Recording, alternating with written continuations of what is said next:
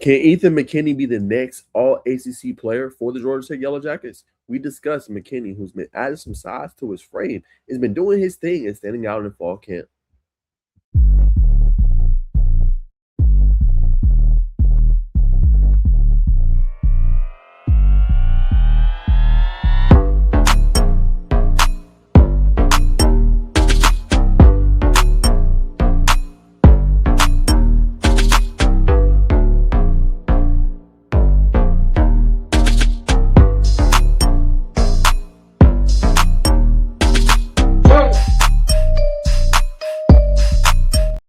All right, what's going on, everybody, man? Welcome back to another episode. Appreciate everybody tuning in. Got a lot to discuss today. But before we get into it, make sure you guys like, comment, subscribe, and hype up the video. But for my Georgia Tech Yellow Jackets fans, we're talking Ethan MacKenny. All right, now he's a big-time player. Now, we know when we talk about this offensive line, there's some different things that they want to work out, right? Alamagers talked yesterday.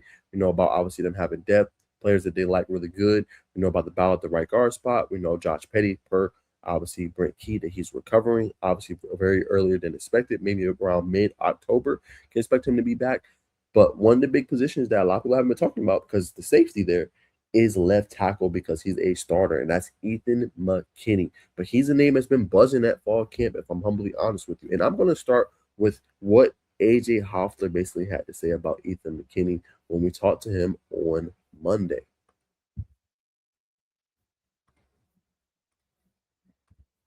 All right, this is what Hoffler basically had to say. He said, I'll first start with Ethan MacKenny. He got a lot better. I'll say that. He got barriers like brick wall, right? So that tells me he's a guy that is already standing out. And when you think about edge rusher positions, what's one of the dominant positions this year for Georgia Tech is expected to be edge rusher. Jordan Walker, Noah Carter, A.J. Hoffler, Brandon Manley, right? Andre Fuller Jr., Jordan Boyd, Amonte Bradford, so on and so forth, right?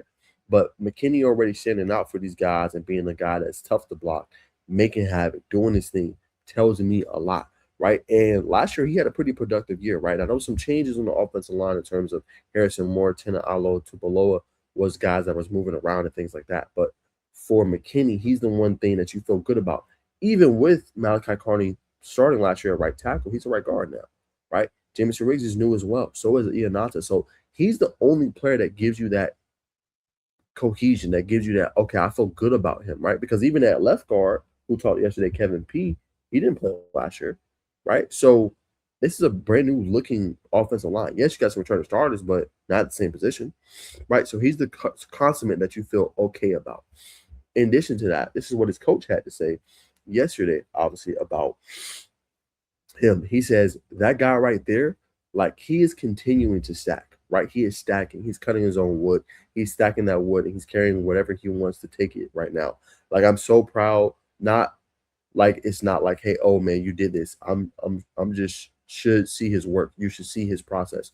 You know what I mean? And that's what's really cool. Like, watching this dude understand how his rhythms and processes have to work, right? And it's just Ethan. Ethan's a great dude to be around. You talk about a grinder. You know he's learning to bring guys with him. You know what I mean? Which the leadership role is starting to step up there. But Ethan is, I have so much respect for his process and how he's been able to find his routine, find his rhythm, continue to grow. You know what I mean? Because he's doing that. And then Big Floyd, Big Jordan, as he had talked about guys that's kind of been here a while, right? So a couple of things that I kind of take away from that, from what Coach had to basically say.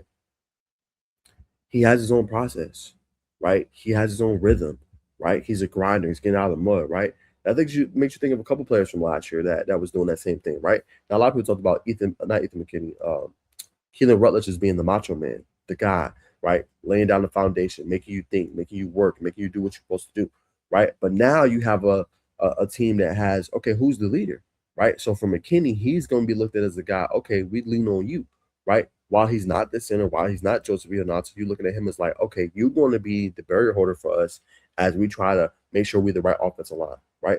And I think for MacKenny, having that leadership role and showing these guys day to day what it is and what they have to do, especially for P and Riggs and those guys new coming into the scheme and the system, it shows a lot, right? Because the bottom line is, for this offensive line, it has to be better, right? Not that it wasn't good last year, right? We've seen what Malachi Hosey was able to do, 7.1 yards per carry. If the offensive line was that bad, that wouldn't have happened, right? You won't get a running back that's averaging 7 yards a carry if the offensive line was that bad, right? You don't get Haynes King rushing for nearly 1,000 yards on the ground himself as a quarterback if the offensive line was bad.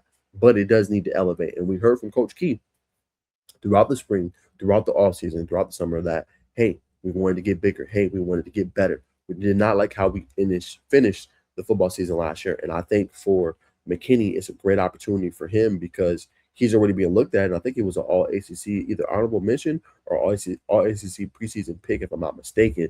Definitely got some votes on the list of a guy that you have to pay attention to, a guy you have to watch, and a guy you have to game plan and watch out for. So I think for McKenny, that's massive, that's big. And when you look at the grand scheme of it, I think that's going to only help him moving forward. So getting that experience, being a multi-year starter, I think this is a year that you could easily see him make that noise. I think Carney's another one. If Carney can start and be imposing on that right guard spot, I think he's another guy that could also be All-ACC. And then if you Georgia Tech, that's a big step up from a few years ago, right, when you didn't have too many guys on that list, right? You go from a guy that's a first-round draft pick in Keelan Rutledge, multiple or consistent All-American last year, to two guys now in a new offensive line coach, Alan Marcus, that are All-ACC. That tells you all you need to know about how good the coaching is and how good these players are. So I think for McKenny, it's a big season coming up for him because he could potentially go, and while people might sleep at it, he could have that opportunity to say, hey, I'm going to the NFL draft, or hey, I'm coming back for another year, and be literally the best offensive lineman coming back for Georgia Tech next year, or he could find himself in the league as well. I ain't saying he's going to be a first-round draft pick, but he could be a guy that goes on day 2 or goes on day 3. He has that capability. And if he dominates this year, and let's just say this offensive line produces 2 1,000-yard rushers, you're going to start looking and you're going to be like, well, who's responsible for that for Georgia Tech? And you're going to look at the interior of the offensive line with Carney and obviously Ilnata and P, and you can also look at the left tackle and the right tackle spots as well, right, if that's able to happen.